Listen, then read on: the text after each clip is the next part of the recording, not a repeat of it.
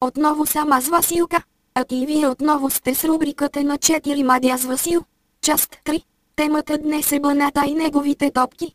Баната, известен стар гаден полуходещ, осъкатен от живота бизнесмен с износ на стоки в Китай, Солун, Индонезия и като цяло специализирал империята си на малкия пазар, е прочут с висококачествените си ултрадобри мечтани за подарък по делхата топки за футбол, сокар, народна топка, шутанка, есятия, бахмамата и други насочени към развитие на мозъчната дейност. Игри.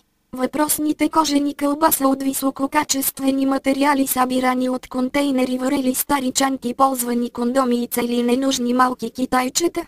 Качеството на топките е супер високо, те издържат удари, шутове в бодлива тел, околосветски пътешествия, вкарване в сакса или в най-добрия случай докато Баната ви я слага в торбичката и не напуснете минимала му.